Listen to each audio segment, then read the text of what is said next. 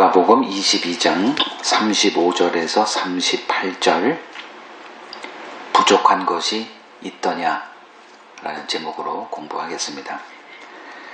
오늘도 세 파트로 한번 나눠서 말씀을 보도록 하겠습니다. 35절 같이 읽죠. 그들에게 이르시되 내가 너희를 전대와 배낭과 신발도 없이 보내었을 때 부족한 것이 있더냐 이르되 없었나이다. 이전 말씀이 이제 무엇이었냐면 베드로의 자기 긍정의 말을 예수님께서 이렇게 이런지하에 이제 부정하신 그 내용, 그걸 이제 지난주에 봤죠. 그게 이제 34절 내용입니다.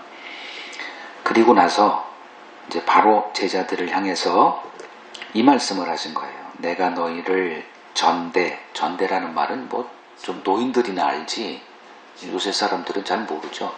돈지갑이에요.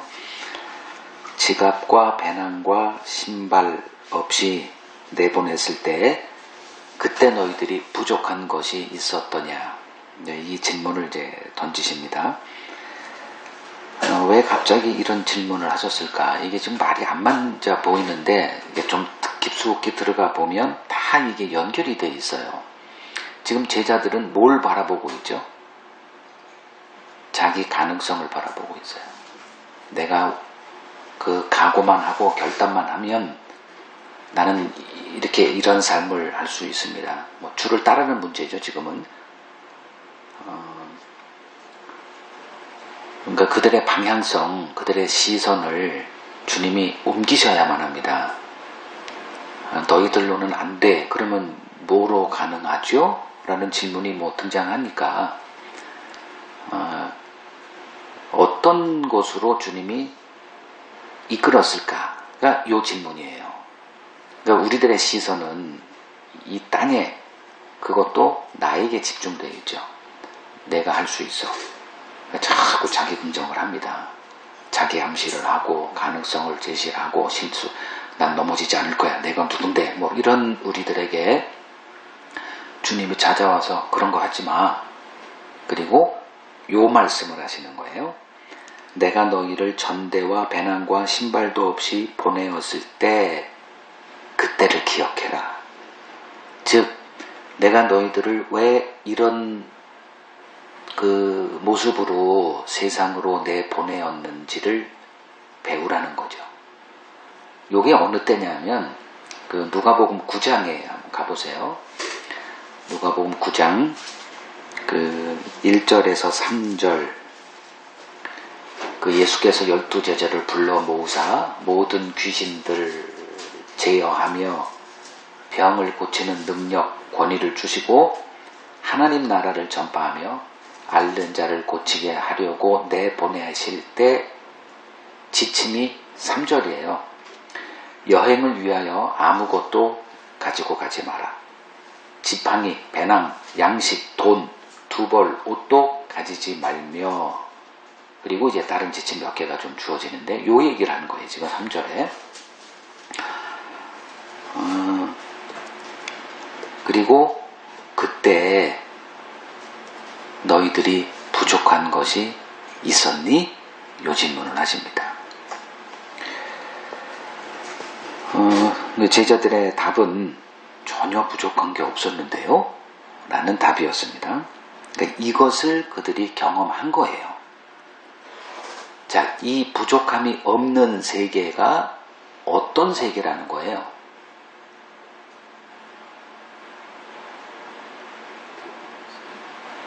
복음의 세계도 같은 거예요. 주님 말씀의 세계더라.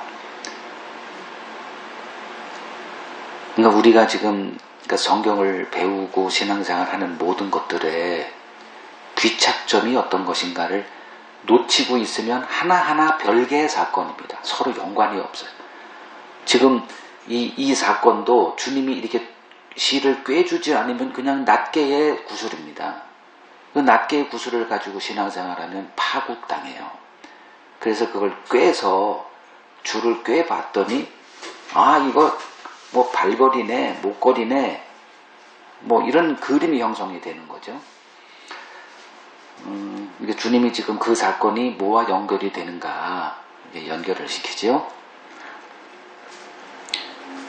자, 세상을 살아갈 때 지금 여기서는 이제 3절에 여행을 위하여, 그러면 여행이다.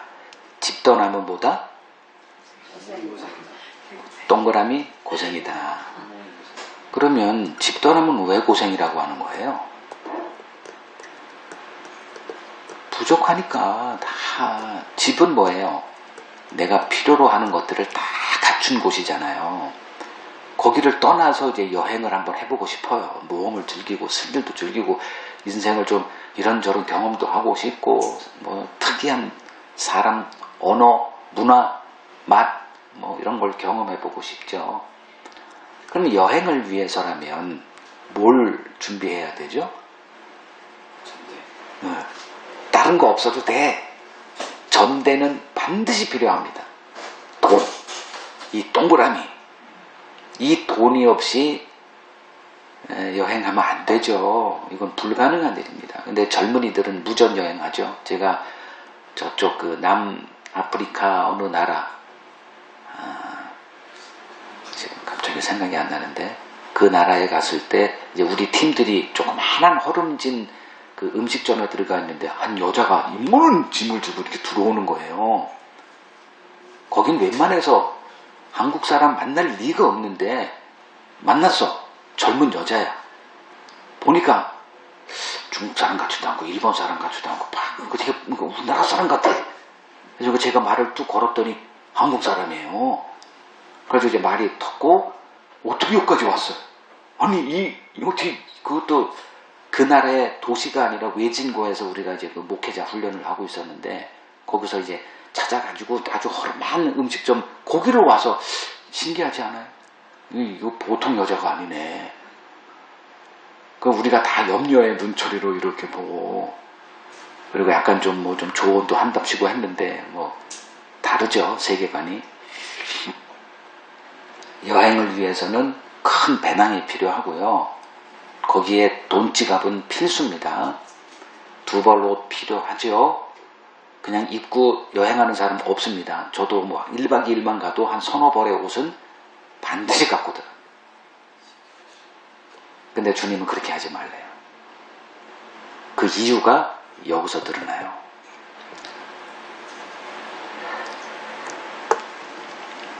그러니까 빈손으로 여행했다면 어떤 삶이 예상이 되죠? 부족한 것 투성인 삶이죠.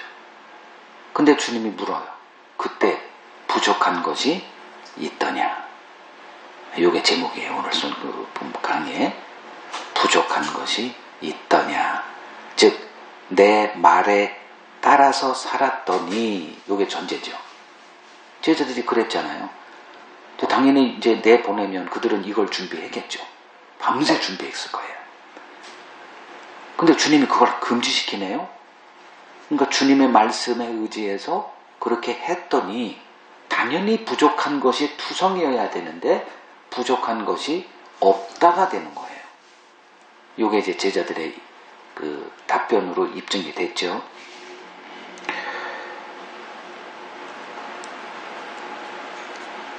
자, 이제 주님은 여태까지 제자들과 3년 동안 동고동락했어요. 제자들은 그냥 주님 한 분만 바라보고 지금 주님과 함께 있어요. 그냥 주님의 말씀의 세계를 살아왔던 겁니다. 근데 이제 얼마 후면 주님이 그들을 이제 떠나게 됩니다. 주님이 제자들에게 남긴 것, 오늘날 우리에게 달랑 남겨진 게 뭘까요? 주님의 말씀 하나입니다. 그걸 지금 그들에게 각인시키고자 하는 거예요. 그 말씀의 세계가 무엇이더냐? 이제 주님이 떠나가고 나서 그들이 붙들어야 했던 것은 주님의 말씀 하나였습니다. 예나 지금이나 똑같습니다. 교회는 주님의 말씀을 받은 자들이에요. 우리들의 신앙의 승패의 관건은 그 말씀을 붙드느냐 무시하고 사느냐, 둘 중에 하나입니다. 그 제자들은 여전히 자기 자신을 바라보고 있습니다.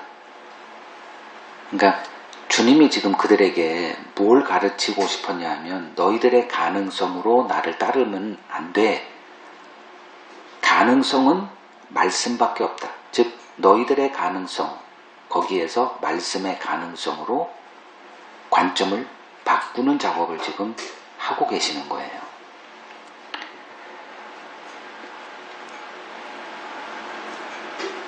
제자들은 그 주님의 말씀 안에서 무엇을 경험했던가? 부족함이 없는 삶을 경험한 겁니다. 부족함이 없으려면 전제 조건은 돈이 있어야 된다. 이거는 상식입니다. 교회에서도 이 상식을 놓치지 않습니다. 무엇이 하려면 항상 재정이 으뜸입니다. 그래서 누가 헌금을 많이 할까? 리스트가 딱 나와요. 언제나 그런 식입니다. 근데 주님은 그들에게 있는 것도 내려놓으라 라고 하십니다. 그렇게 했더니, 주님의 말씀을 따라 했더니 그들에게 경험된 것은 신기한 경험입니다. 부족함이 없더라가 되는 거예요. 그런데 이러한 경험, 제자들이 했어요. 이런 경험을 계속합니다. 예루살렘 입성할 때도 나귀가 없네? 나귀 새끼가 필요하대. 없는 걸 어떻게 만들어? 근데 주님이 말씀하세요. 어디 가서 그냥 끌고 오면 되는 거예요. 또 만찬을 해야 되는데 그들이 뭐 준비도 하지 않고 지금 없어요. 장소가. 근데 주님이 이렇게 하면 돼. 그게 돼요? 그래서 그 말씀을 따라서 갔더니 누구를 만나고 되어지고 준비가 되고 거기서 먹어요. 이게 이제 말씀의 세계라는 겁니다. 그거를 제자들이 계속 이 3년 동안, 뭐 예를 들면 오병이어 기적도 마찬가지잖아요. 그 많은 사람들이 모여서 이제 계속 시간이 지연될 줄 그들은 잘 몰랐었나 보죠. 준비해온 도시락 다 까먹었어요.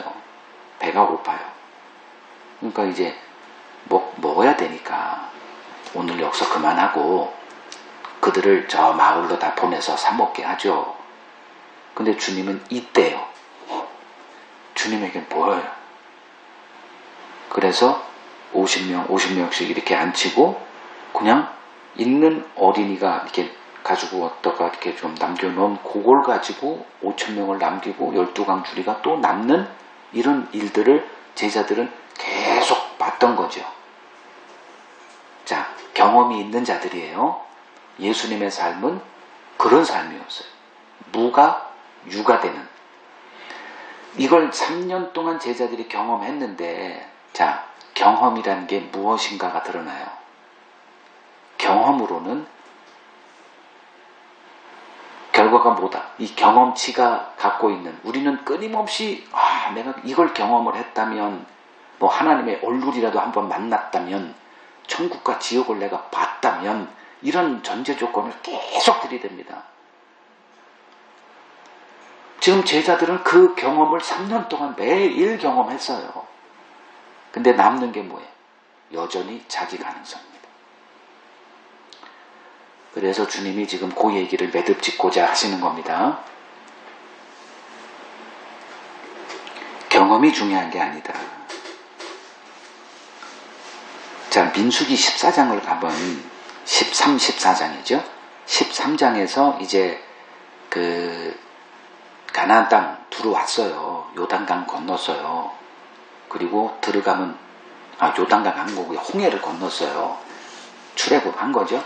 그리고 약속의 땅으로 들어가면 되는데 안 들어가죠. 정탐꾼 보내는데 정탐꾼이 와서 한 부정적인 말, 압도적인 말이에요. 우리 들어가면 죽어. 좋긴 좋은데 죽어. 죽고 나서 좋은 게 뭔 의미가 안 들어가요. 그래서 근데 2명은 들어가자고 해요. 그때 이제 하나님이 분노가 드러나죠. 내가 너희들 애굽에서 여기까지 끌고 올 동안 그 많은 하나님의, 그러니까 나의 강한 손을 그들에게 보여줬건만 내 말에 의지해서 들어가는 거를 지금 거부하고 있으니 들어가면 뭐하냐가 되는 거잖아요. 그죠? 이건 하나님의 입장이에요. 백성들의 입장은 들어가느냐 못 가느냐예요. 근데 들어가면 죽으니 안 들어가는 게 낫잖아요.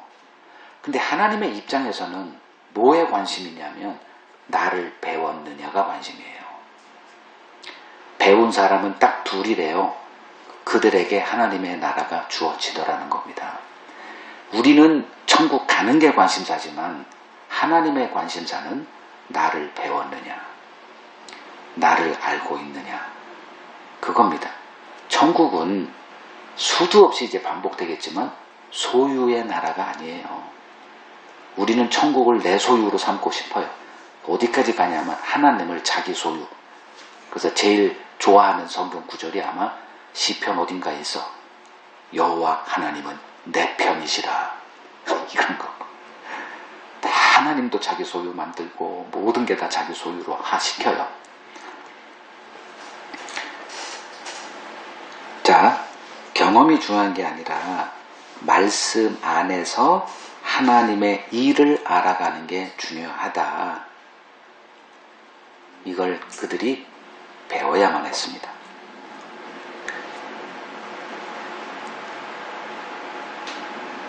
우리가 지금 여기서 뭐 하는 거죠?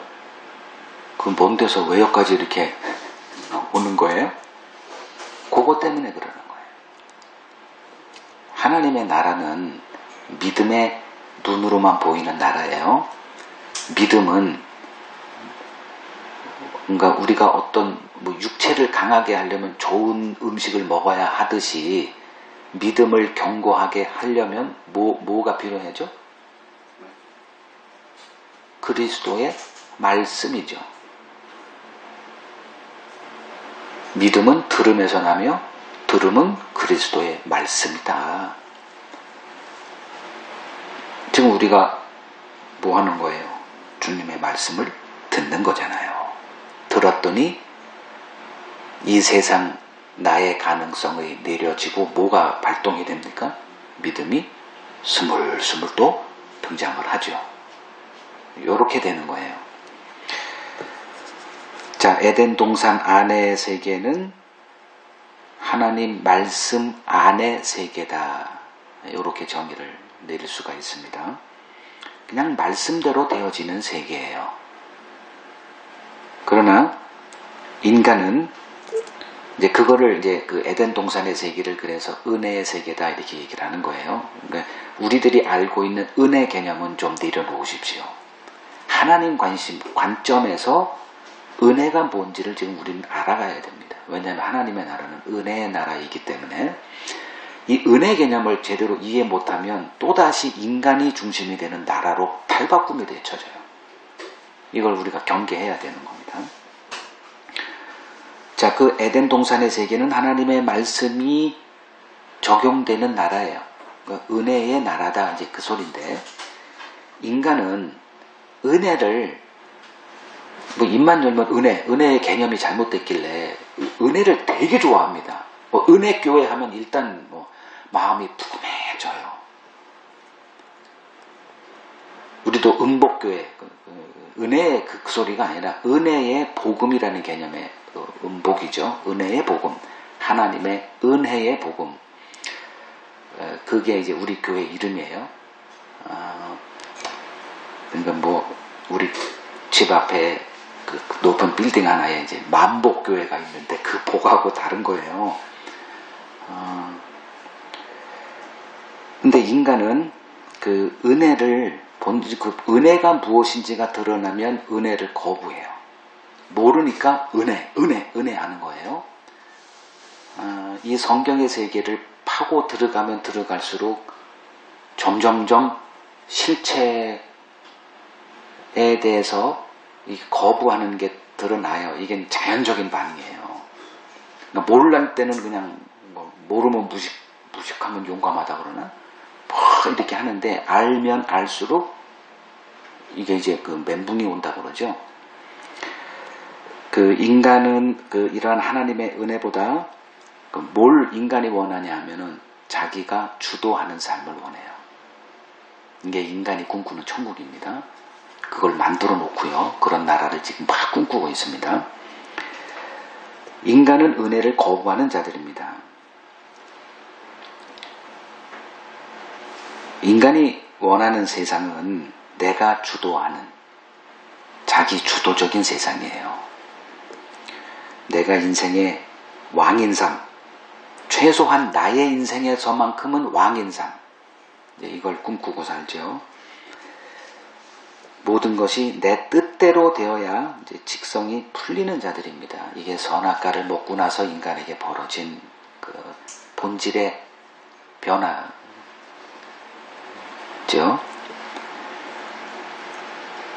아주 치유가 불가능한 질병이 우리 안에 자리하고 있습니다.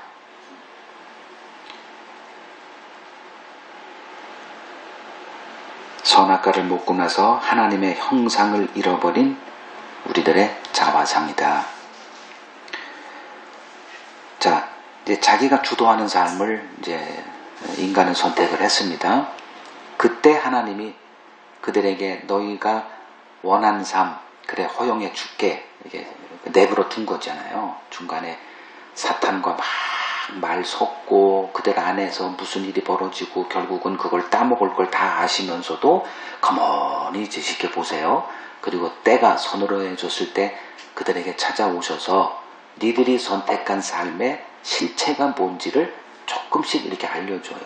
그걸 우리는 이제 저주의 세계다 이렇게 얘기하는데 그건 우리가 선택하는 세상이에요. 그러니까 어휘가 이제 다 역전이 되지 않으면 그러니까 거꾸로 봐야만 성경은 보여요. 우리들이 생각하는 저주는 이런 건데 그 저주가 복으로 드러나잖아요. 그건 우리가 이제 성경을 통해서 이제 끊임없이 배워오는 거고 그들이 원했던 그 세상, 그 실체가 드러납니다. 그걸 주님이 이제 뱀에게 뭐라고 얘기하고 여자에게 뭐 얘기하고 아담에게 얘기할 때 드러난 그 우리들이 늘 경험하는 세상은 노동이 그 필요한 세상, 땀이 흘려야 이건 은혜하고 정반대의 세상이죠. 은혜는 노동이 없어요. 그냥 먹는 거예요. 다 먹어. 생명나무도 그냥 아무 때나 다 먹어요. 근데 이 인간이 선택한 세상은 노동 이런 게 드러나요. 자, 내가 원하는 삶을 원해서 이제 선악과를 따먹고 이제 하나님과 원수가 돼 있는데 그래서 우리가 선택한 세상은 에덴 동산 밖의 세상입니다. 하나님은 쫓아냈다고 그러지만 우리는 나온 거예요. 우리 입장에서 보면. 그러면 그 우리들이 만들어낸 이 세상은 어떤 세상이냐. 하나하나 다 모든 사람이 내가 주도하는 삶을 다 원해요. 여기서 예외는 한 명도 없죠. 좀 기질이 좀 이렇게 삐딱한 사람들은 이제 중이 되면 파괴성이 되는 사람이고요. 뭐 얘기해보세요. 누구 그 기질이 그런 사람이 있잖아요. 머리를 그냥 여자처럼 남자는 여자처럼 막 여자는 또 팍 잘라가지고 또 이렇게 하고 그러니까 모든 현실을 부정하고 자기의 그걸 극대화시키는 그런 사람들이 이제 살아가죠. 근데 문제는 뭐냐면 자기가 주도하는 삶을 살려면 뭐가 필요해요? 땀이 필요합니다. 죽도록 땀을 흘려야 돼요. 그래야 그 맛을 조금 누릴 수 있어요. 그 사장이 되거나 어떤 회사의 주인이 되거나 그렇게 되죠. 이 사람들은 치열한 사람들입니다. 남보다 차별된 노력과 희생을 아끼지 않는 자들이에요. 보통 그런 사람들은 좀 소수고 대부분 그냥 소확행이 뭔지 알죠? 그냥 맛집 조금 하루에 뭐 치킨 조금 먹고 뭐 대부분 이렇게 살아가는데 이 욕망이 큰 사람들은 그거를 꼴을 못 봐요. 자기 주도적인 삶을 자기는 이루겠다라고 하는 사람들입니다. 무한 경쟁과 남을 밟고 올라서야 하는 이러한 세상을 인간은 만들어 놓았습니다. 자기 덫에 자기가 걸렸죠. 이런 세상에 이제 주님이 등장하십니다. 그리고 말씀의 세계로 우리를 부르세요. 제자들은 3년 동안 그 말씀의 세계의 맛을 본 사람들입니다. 이거는 어느 누구도 흉내도 낼 수 없는 삶이에요. 근데 주님이 옆에 계시니까 그냥 맛본 거예요. 이 세상에선 돈 없으면 살 수 없습니다. 그러나 주님의 말씀의 세계는 돈이 아닌 뭐로 살아?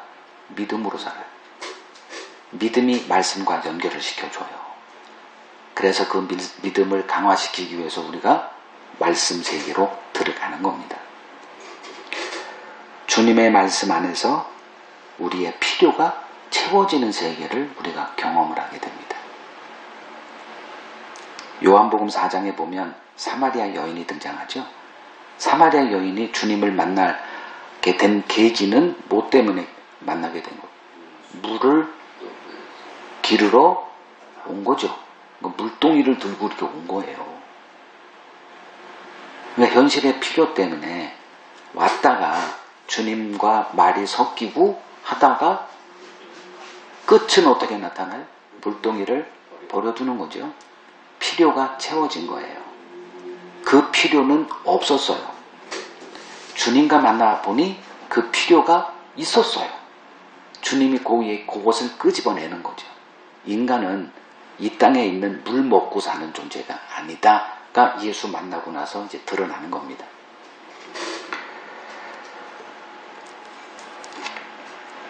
이제 이런 그 훈련을 하나님이 언제 하셨냐 하면 출애굽 때 하십니다. 그러니까 그러니까 애굽에 있었을 때는 그들의 필요를 애굽 사람들이 채워줬죠. 비록 노예였지만 그들의 필요를 애굽 사람들이 공급해줘요. 그냥 거기서 계속 400년 동안 이렇게 있으면서 그게 그냥 삶의 일부예요. 어려서부터 노예라는 개념보다는 그냥 익숙한 거예요. 이제 그거를 일깨워주는 거죠. 근데 하나님이 이제 끄집어냈죠. 끄집어내고 그들을 어디로 보내요? 그들의 필요가 채워지는 게 불가능한 광야라는 곳으로 보내죠. 그러니까 바로 독수리 날개로 그냥 가나안 땅으로 보내지 않고 중간 과정인 광야를 통과시켜요. 거기서 배워야 했던 게 뭐예요? 말씀의 세계입니다. 말씀으로 살아요. 신기해요. 그 도구가 만납니다. 자, 여러분들이 이제 이런 성경 어휘가 하나하나 하나님이 이렇게 등장을 시켜요. 만나라는 개념이 뭐냐, 이걸 정리를 제대로 않고 그냥 하늘에서 뭐 떨어와, 밀가루 같아? 그걸 반죽해서 먹었대? 이렇게만 개념을 잡으면 그가 만나 모르는 게 나아요. 만나가 뭐다? 자, 이 세상 소사는 뭐 해야 등장을 합니까?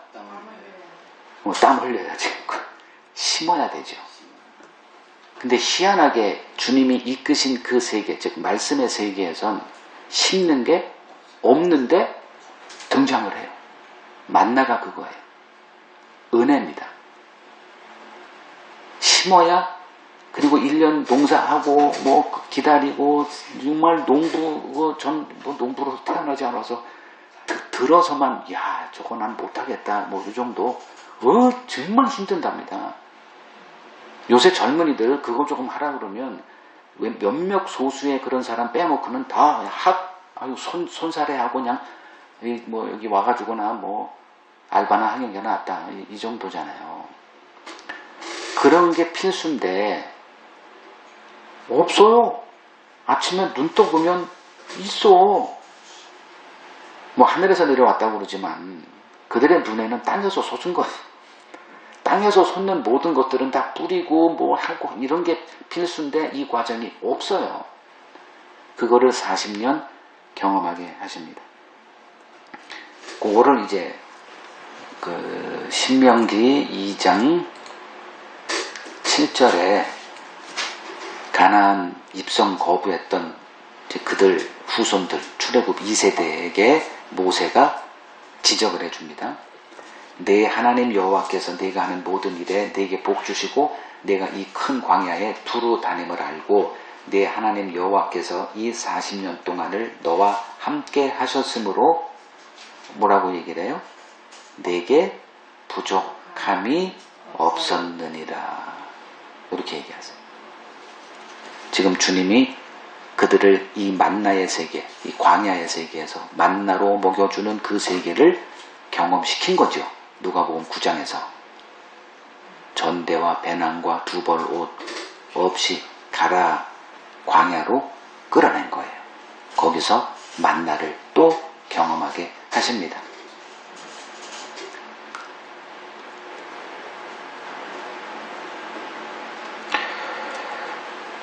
그리고 신명기 8장 내 하나님 여호와께서 이 40년 동안에 내게 광야길을 걷게 하신 것을 기억하라. 왜 그랬느냐? 이걸 배워라 이 소리죠. 이는 너를 낮추시며, 요게 뭐예요? 낮추심, 너의 가능성을 내려놓았다 그거죠. 베드로에게 저는 죽기까지 당신을 따르기로 했다는 그 가능성을 주님이 이런 지하에 부정하니까 기분이 팍 상해졌던 것처럼 너희들을 낮추시며 너를 시험하사 네 마음이 어떠한지 그 명령을 지키는지 지키지 않는지 알려 하시니라. 너를 낮추시며 너를 줄이게 하시며 또 너로 알지 못하며 네 조상들도 알지 못하던 만나를 네게 먹이신 것은 사람이 떡으로만 사는 것이 아니요 여호와의 입에서 나오는 모든 말씀으로 사는 줄을 내가 알게 하려 하십니다. 하나님의 일하시는 방식은 다 같아요. 이때는 이랬고 이때는 이때는 저때는 또 저렇고 이런 게 없어요. 동일하십니다. 왜? 인간이 어떤 존재인지를 아시기 때문에 이제 그들을 구원시키겠다는 거예요. 즉 하나님이 의도하신 그들 모습으로 다시 회복시키려니 등장하는 방법은 똑같아요.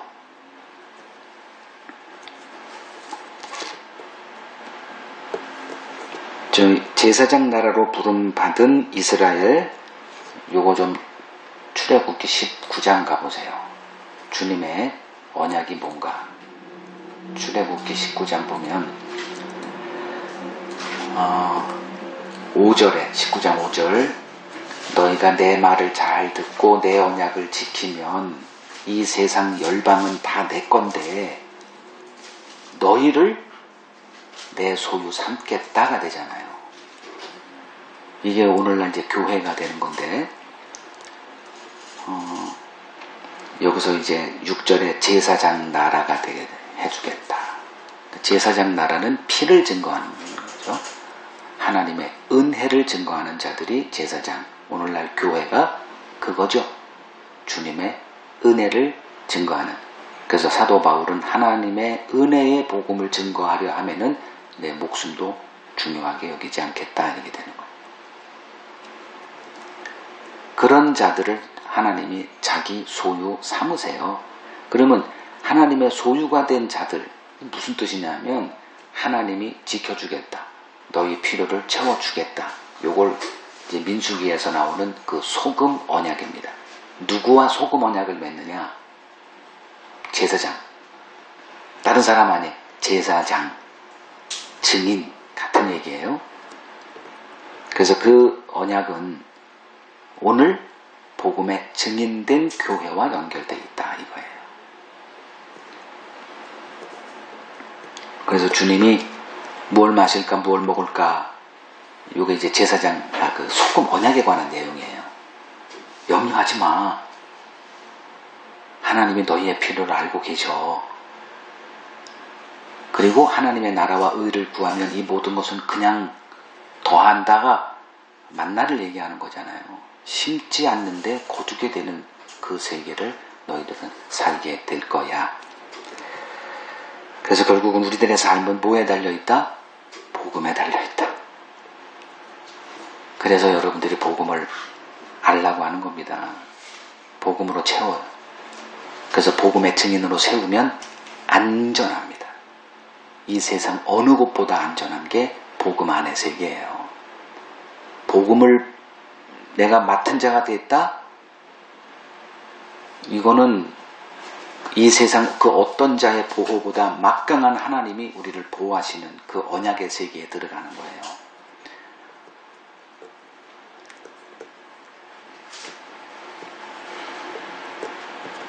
두 번째 36절 읽겠습니다. 이르시되 이제는 전대 있는 자는 가질 것이요 배낭도 그리하고 검없는 자는 겉옷을 팔아 사라. 아니 그렇게 하지 말라면서 이제는 사래요? 돈 준비하래요? 통장 준비하래요? 자, 이게 무슨 말이에요?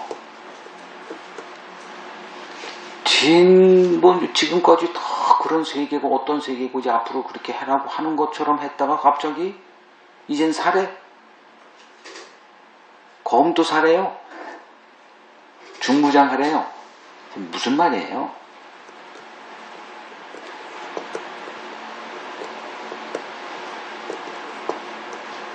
이거 모르고 신앙생활 해오셨어요. 왜 하라 그랬다가 또 이번에 또 그렇게 하지 말래요? 무슨 말이에요? 주님이 지금 하시는 의도는 이제 때가 이르렀다예요. 설명을 합니다. 앞으로 제자들이 경험할 세상은 주님이 지금 이 땅에서 그들과 함께 했던 세상과 다른 세상이 될 겁니다. 이거에 대해서 주님이 수도 없이 경고했습니다. 너희들은 나를 믿고 따라서 너희들의 유익이 극대화되는 것을 꿈꾸고 나를 따라오고 있지만 실상에 대해서 말해줄게 할 때마다 이제 그들이 생각했던 그 세상이 아니에요. 미움을 받고 뭐 고발당해가지고 잡혀가서 뭐 고초당하고 그러면서 끝은 죽음이에요. 계속 그런 얘기만 해왔습니다. 안 보이니까 외면당하고 있을 뿐이에요. 이 구절도 마찬가지예요. 우리 마음에 와닿지가 않아요. 없습니다. 끄집어낼 때 저걸 누가 알겠어? 뭐 요 정도? 그 정도예요. 그게 우리들의 성경 지식의 수준이다? 이렇게 보면 틀림없습니다. 자, 주님은 끊임없이 그들에게 듣기 싫은 소리를 해왔어요. 근데 제자들에겐 그 얘기는 없어요. 이해되죠? 오늘날 신자들에게 예수 믿으면 잘 돼, 안 돼? 그럼 잘 되지가 정답이에요. 그건 뭐 정해진 답이에요. 너 예수 믿으면 쪽박 찬다? 그러면 재수없는 놈, 뭐 이단 같은 게 또 똥파리가 이런 소리 듣기 마련이에요. 그들이 알고 있는 성경은 반쪽 성경이에요. 언제나 그렇습니다. 자, 지금 주님을 따르고 함께 했던 그들이 경험했던 세상은 이런 세상이죠. 주님이 다 공급해주고 채워주는 세상을 주님과 함께 누렸던 거예요. 자, 이제는 36절 이제는이 되죠. 때가 달라진다. 자, 요 한 구절 보죠. 요한복음 8장 20절.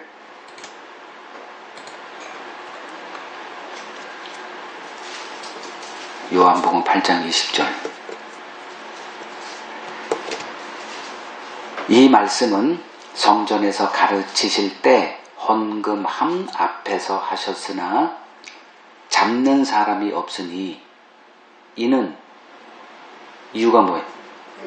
그의 때가 아직 이르지 아니하셨습니다. 그러니까 지금 잡혀서 진작에 죽었어야 돼요. 근데 계속 여러분들이 이제 성경을 보면 예수님을 잡아 죽이려고 했던 게 초장부터예요. 예수님이 나사렛 고향에 가셔서 이렇게 복음을 전할 때 사람들이 처음에는 괜찮다가 자꾸 이제 삐딱하게 나가니까 주님이 이제 이방 얘기하죠. 엘리사 시대, 엘리야 시대에 하나님의 은혜는 너희들 조상에게 간 게 아니라 다 이방인들에게 갔어. 이 얘기 듣자마자 그냥 예수를 낭떠러지로 끌고 가서 죽이려고 했던. 근데 예수님이 그들을 지나가시더라. 이상하지 않아요? 이런 거예요. 그의 때가 아직 이르지 않았기 때문에 어떤 어둠의 권세도 예수를 잡질 못하는 그 시대예요. 왜냐하면 하실 일이 있으니까. 아직까지 제자들에게 계속 뭔가 말씀을 하셔야 돼요. 제자들이 알아듣는 건 중요한 게 아니에요. 계속 말씀하십니다. 제자들은 그 말씀은 없어요. 정말 들어야 될 주님의 말씀은 하나도 안 듣습니다. 다 자기가 재해석을 하고 이제 주님의 나라를 자기들이 막 그려내요. 그리고 지금까지 온 거예요. 이제 때가 이르렀어요. 예수도 어둠의 권세에 잡혀서 삼킴을 당할 거고 제자들도 상상을 초월한, 근데 다 주님이 얘기하셨던 거예요. 모르고 있을 뿐이지. 안 보고 싶은 것 뿐이에요. 기억하면 기분 나빠. 뭔가 우울해져. 그러니까 그걸 자꾸 없앨 뿐이지 있어. 그러니까 있는 건 있는데 없고 없는데 있어요. 이렇게 우리가 살아갑니다. 이게 어둠이라고 하는 세계의 아주 일반적인 모습이에요. 있는데 없어요. 없는데 있어요.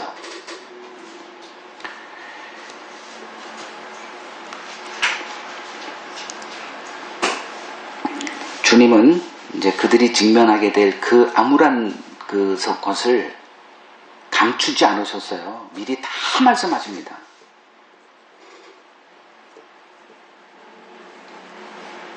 이제 그때가 임했다고 하는 거예요. 그래서 전대는 가져라, 배낭도 준비해라, 검도 없어? 겉옷 팔아서 검 사. 요 얘기한 거예요.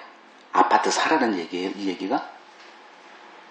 노후 자금을 위해서 돈을 저축하라는 얘기로 들립니까? 무기를 준비해가지고 권총을 가지고 그냥 내 자신을 보호하는 그런 거로 들리세요? 그러면 곤란하죠. 이 세상과 교회의 적대적 관계에 대해서 주님이 선언하신 거예요. 만약에 이 말을 문자적으로 그런 무기를 그러니까 한다, 이건 이제 그때 해방신학자들이 하는 거예요. 저 남미에서 정말 무기를 준비해요, 이 교회가. 그래가지고 게릴라전하고 막 이렇게 싸워요. 자기들의 꿈을 실현하기 위해서. 거의 그 뭐 사회주의적인 세상, 공산화되는, 모두가 다 공유되는 그걸 위해서 이 부정부패, 미국의 그 꼭두각시 노릇하는 그 정권을 없애기 위해서 다 무기 해주고 뭐 그래요. 그 독일에 있는 사람들도 거기 참석해서 거기 같이 참여해서 막 군사 쿠데타 일으키고 막 그랬어요.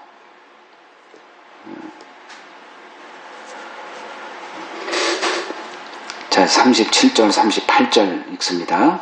내가 너희에게 말하노니 기록된 바 그는 불법자의 동류로 여김을 받았다 한 말이 내게 이루어져야 하리니 내게 관한 일이 이루어져 감이니라. 그들이 여짜오되 주여 보소서 여기 검 둘이 있나이다.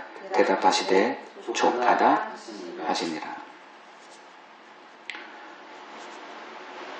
제자들과 이렇게 그 제자들과 주님의 대화 가운데 뭔가 좀 이상하잖아요. 주님은 이런 방향으로 얘기하는데 제자들은 자꾸 엇박자를 내요.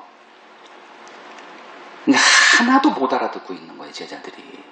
그래서 주님이 제일 끝에 족하다, 요거 나중에 이제 해석할 텐데, 됐다, 요거예요. 여러분들도 누구와 대화할 때, 참 이게 잘 안 맥히면, 이제 한계를 느끼고 뭐라 그래요? 그게 족하다, 이 단어로 바꾸세요. 족하다. 그거 더 이상 해봤자 시간 낭비라는 게 뻔할 때, 시가 안 맥혀. 그럴 땐 요거 생각하시면 돼요. 그리고선 나를 생각하십시오. 주님이 날 볼 때 얼마나 답답할까. 내 자식들 속 터질 거예요. 그러니까 공부 잘하라고 뭘 사줘요? 컴퓨터 사줘요. 공부 잘하라고 사준 거예요. 근데 문 딱 닫고 뭐 해요? 밤새 게임을 해요. 그럼 부모가 어떻게 합니까? 컴퓨터가 미워지는 거예요. 그럼 어떻게 해요? 망치 들고 가서 애 보는 앞에서 그걸 깨 부숴요. 요게 창세기 6장에 나오는 얘기예요. 내가 저것들에게 뭐하러 컴퓨터를 사줘가지고 후회한다. 싹 쓸어버리겠다. 요렇게 연결시키면 됩니다. 지금 제자들에게 무슨 얘기를 해도 제자들의 욕망은 1도 감소하지 않아요. 그냥 그거로 그대로 받아들이고 무슨 얘기를 해도 다 여기서 다 왜곡 대체 현상이 벌어집니다. 자, 37절 보세요. 왜 이 뜬금없는 얘기가 또 나와요? 지금 제자 베드로는 이제 주님이 뭐 팔할 것이고 뭐 할 때 나는 끝까지 불길하거든. 끝까지 내 주님과 함께 하겠습니다. 그때 이제 배낭 얘기가 갑자기 튀어나와요. 뭔 소리인지 하나도 못 알아듣겠어. 그리고선 이제 갑자기 또 살해 또 이번엔. 뭔 소리인지 맹하고 있을 때 또 하나 더 쳐요. 37절. 기록된 바 그는 불법자의 동류로 여김을 받았다 한 말이 내게 이루어져야 하겠다. 무슨 도대체 외계 어도 한글이니까 뭐 읽고야 있지만 외계인의 언어예요. 저기 그 화성에서 온 어떤 이런 뿔 달린 이게 뭐라고요? 그 다음에 또 뭐 그 알아듣는 것 같기도 하고 그런 거예요. 지금 성경을 우리가 안다고요? 내 식으로는 알고 있겠죠. 자, 37절의 이 말씀. 나는 불법자의 동류로 여김을 받을 거야 라는 이 말씀은 그 이사야서 53장 12절의 인용구입니다. 거기서 뭐라고 나오냐면 이는 그가 자기 영혼을 버려 사망에 이르게 하며 범죄자 중 하나로 헤아림을 받았음이니라. 그러나 그가 많은 사람의 죄를 담당하며 범죄자를 위하여 기도했다.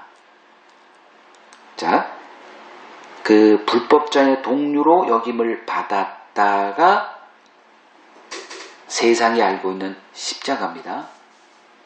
그리고 그 뒷구절 그러나 그가 많은 사람의 죄를 담당하며 범죄자를 위해 기도했다는 하나님이 가리십니다. 십자가는 하나님의 택한 자녀들의 영원한 속죄를 이루는 하나님의 계획의 일환이었어요. 근데 그 계획은 이 세상에 완벽하게 비밀로 가둬두는 그 일을 하세요. 그 장치가 뭔 줄 아세요? 십자가의 비밀을 영원히 세상에 가둬두는 장치가 뭔 줄 아세요? 예수가 어떻게 십자가에 달렸어요? 홀로 달렸어요? 예수 옆에 두 불법자가 함께 달림으로 예수도 도매급으로 불법자의 즉 지 잘못했으니 죽었지가 되는 거예요. 하나님이 십자가를 이렇게 감춰두십니다. 예전에 저는 이 두 명의 이 강도는 또 왜 거기 등장했대? 저한테는 수수께끼였는데 이 구절이 말해줘요. 가리는 역할을 하는 겁니다. 이 세상은 예수를 둘과 함께 같이 봅니다. 불법자의 동류로 여김을 받았다. 한 말이 내게 이루어져야 한다. 참 서글프죠. 정말 자기가 이런 좋은 의도로 했는데 그게 매도당할 때는 근데 예수님은 이것도 참으신 겁니다.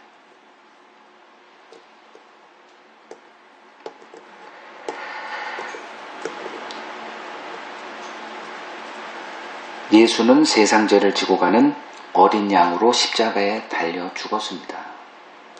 그러나 하나님은 이 비밀을 세상에 철저히 감추어 놓으십니다. 세상은 하나님의 일을 알 길이 없습니다. 예수의 비밀은 오직 택함받은 자녀들에게만 허락이 됩니다. 제38절 뭔 얘기인지 알아들을 수가 없잖아요. 그들에게 들린 말은 알아들을 수 있는 거는 뭐예요? 검사라는 거. 겉옷을 팔아서 검을 사라. 이 얘기는 들려요. 이건 잘 들리잖아요. 그래서 그 반응을 하는 거예요. 다른 거는 반응할 수가 없어요. 여러분들이 저한테 질문하는 것도 이해가 어느 정도 아리까리 하거나 뭐 요럴 때 질문하지 아예 모르는 거는 여러분도 덮어요. 뭐 저라고 예외 아니에요.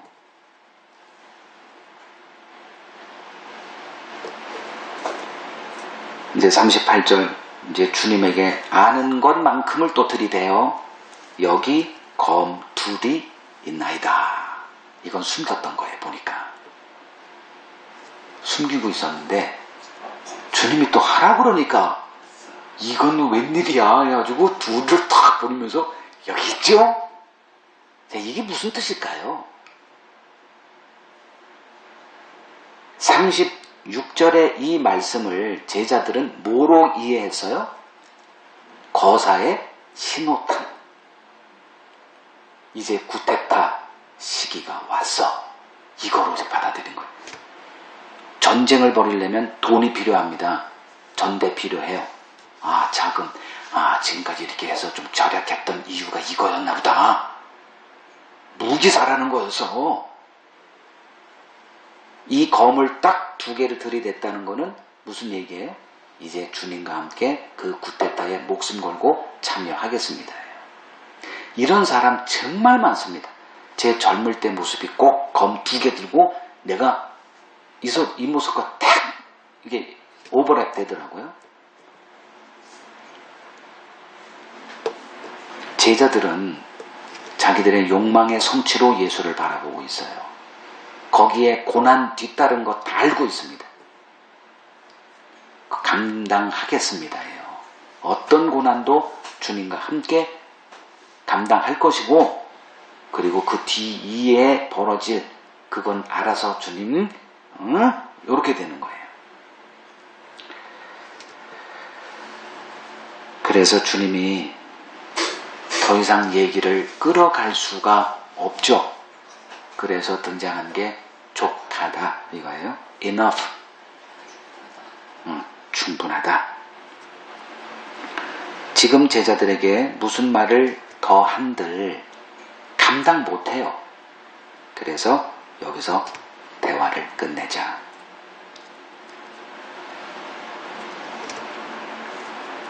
이제 주님이 잡히실 때, 이거 누가복음에는 없는 내용이지만 마태복음을 보면 검 준비해가지고 갔잖아요. 누가? 베드로가. 그리고 내려쳤잖아요. 귀가 떨어져요. 난리가 난 거예요. 이제 베드로 이제는 사건에 걸려든 거예요. 그때 주님이 말고라고 하죠. 귀를 보는 앞에서 붙여요 다시. 그리고 베드로를 향해서 뭐해? 검을 다시 도로 집에다 집어넣어. 칼을 든 자는 칼로 반드시 망한다. 제가 이렇게 말씀드리는 거는 검사라고 했잖아요. 그 말을 또 이렇게 비과요. 할까봐. 자, 제자들은 지금 주님의 어떤 말을 들어도 그 의도를 이해하지 못하는 자들의 대표로 주님 앞에 서 있어요. 그러한 주님, 그들에게 주님이 계속 말씀하십니다. 3년 동안 이 일을 하신 거예요. 귀머거리에게, 그러니까 소나무에게 앞에서 경 읽고 있는 거예요. 소나무가 아니구나. 소구나, 소. 소기에 경 읽기지 소나무 앞에 경 읽기가 아니죠. 소들이었어요. 그들은 뭔 소린지도 못 알아듣는 자들에게 끊임없이 주님은 얘기를 하셨어요. 왜 그러셨을 것 같아요? 아니, 못 알아듣는 사람한테 말하는 건 좀 바보 그 급에 속하잖아요. 근데 계속 하세요. 왜 그러셨던 것 같습니까? 성경을 쓰기 위해서예요. 요한복음 16장 4절을 보죠.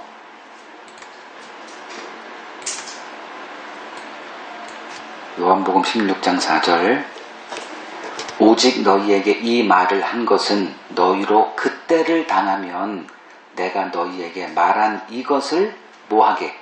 기억나게 하려 함이요. 처음부터 이 말을 하지 아니한 것은 내가 너희와 함께 있었습니다. 자, 못 알아듣는데도 끊임없이 얘기를 합니다. 십자가 얘기 꺼낼 때마다 오히려 그냥 제자들로부터 면박을 당해요. 좀 정신 차려요. 치매 걸렸어요. 좀 정신 차려요. 막 야단 맞고. 그럼 그만하지 하면 될 텐데 계속 얘기를 해요. 누가복음만 해도 이 십자가 사건, 이 얘기를 4번 우리가 확인했어요. 끊임없이 그 얘기를 꺼냅니다. 이제 이해도 안 되는 얘기를 하니까 그들의 반응이 아예 없어요. 예수님은 그 얘기를 해도 그들은 그냥 쑥 지나가요. 근데 이렇게 한 거는 뭐예요? 언젠가 니들이 기억날 거야죠. 그게 성령이 임했을 때 벌어지는 일이에요. 성령은 주님의 말씀을 기억나고 해석해 주는 분이에요. 자, 이 말을 한 것은 2절 가보세요. 출교에 관한 얘기를 하십니다. 요한복음 16장 2절. 그리고 죽음을 얘기를 해요. 너희를 죽이는 자. 그러니까 그 예수님이 계속 했던 말의 연장이죠. 여기서 갑자기 꺼낸 게 아니죠. 계속 그 얘기를 해오셨어요. 그리고 이 얘기를 또 합니다. 듣고 싶지 않은 얘기를 또 해요. 언제? 십자가 돌아가시기 바로 전날. 그 이유는 뭐예요? 이걸 얘기하지 않았으면 출교를 당할 때 헷갈릴 거 아닙니까? 이게 아닌데, 그래서 초장부터 환난, 고난, 죽음을 끊임없이 얘기하는 거예요. 그것이 직면이 될 때 그랬어. 즉 뭐예요? 마자가 되는 거죠. 출교를 안 당하면 가짜가 되는 거죠. 고난 안 당하면 가난하게 되지 않고 죽임 당하지 않으면 가짜가 되니까 그걸 기준으로 지금 계속 말씀해 주시고 나중에 이 말씀이 만약에 없었으면 어떨 거예요? 멘붕 빠지고 우리가 지금 뭐 홀렸어? 우리가 뭘 잘못 살았나 보다 이렇게 되잖아요. 근데 주님은 초장부터 너희들은 나로 인해서 모든 민족에게 미움을 당할 것이고 충교당할 것이고 법정에 서서 변호만 하다가 인생 끝날 거야가 되는 거예요. 그래서 그걸 경험하게 될 때 왜? 그렇게 될 거니까. 복음은 이 세상이 환영받을 만한 어떤 요소가 1도 없어요. 이 세상은 이 땅의 것만 관심 갖고 살아요. 근데 온통 그냥 저 하늘의 것, 뭐 하나님과의 관계 회복이니 화평이니 너무 뚱딴지 같은 얘기를 했으니까 성질이 나는 거예요. 그리고 그것뿐만 아니고 자기들을 틀렸다고 자꾸 얘기하니까 이걸 싹을 없애버려야 되는. 그래서 부활 얘기만 나오면 경기를 벌였던 게 바로 그거예요. 그렇게 됐죠? 그리고 그 말씀대로 되니까 너무 기쁜 거예요. 자, 하나님의 나라는 무엇을 소유하는 나라가 아닙니다. 이걸 우리가 좀 명백하게 좀 이해했으면 좋겠어요. 하나님께서 우리의 필요를 알아서 채워주는 나라가 하나님의 나라입니다. 주님은 이제 어느 시점에 자기를 무리들이 막 따라와요. 그들이 자기를 왜 따라오는지 주님이 모르셨을까요? 알고 계세요. 그래서 잠깐 멈추십니다. 그리고 그들을 향해서 계산 좀 하고 날 따라오지 않겠니? 라고 하십니다. 비용 계산하라는 거예요. 그리고 망대 비유 나오죠.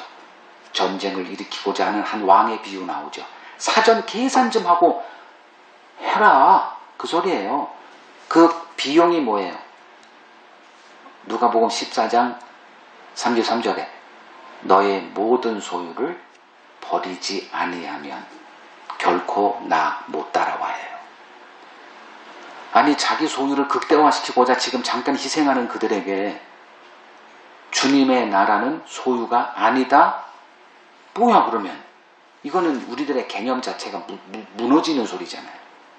소유를 이 세상에서는 여행을 가려면 소유가 반드시 필요한 전제 조건입니다. 천국도 동일해요. 소유의 나라예요. 그들에게는. 근데 주님은 그런 나라가 아니래요. 천국은 관계의 나라래요. 이건 많이 들어봤을 거예요. 그 개념이 이거라는 거예요. 주님이 알아서 채워주는, 즉 만나로 먹는 나라.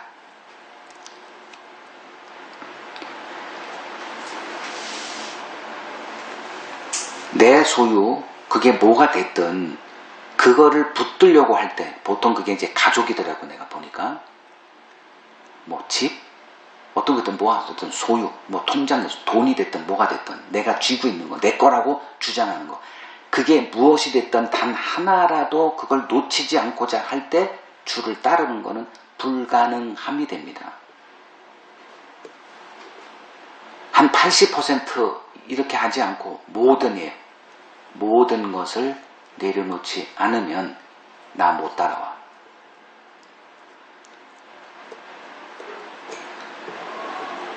그 붙듦이 오히려 주님의 말씀을 가리게 됩니다.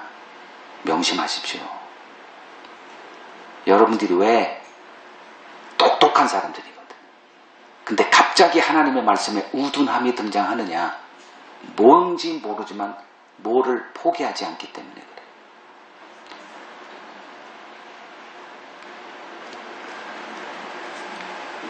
주님은 우리의 필요를 알아서 채우십니다.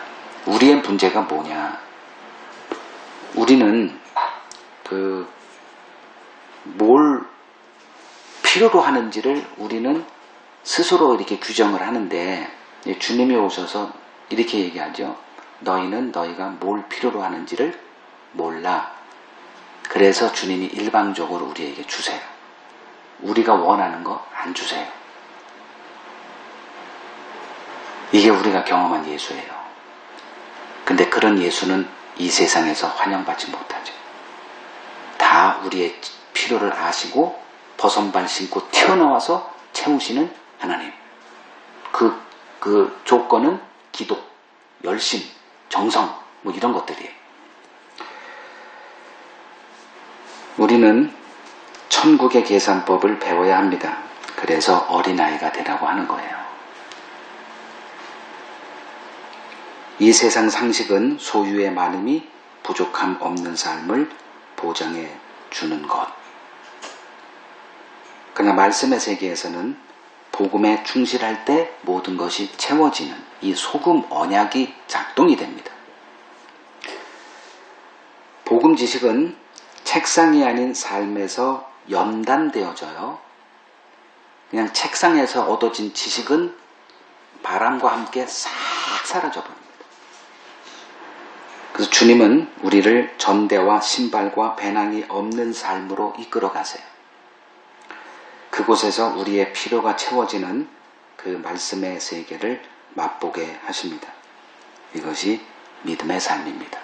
그래서 우리가 그 믿음을 견고하게 하고자 말씀 앞에 모이는 이유입니다.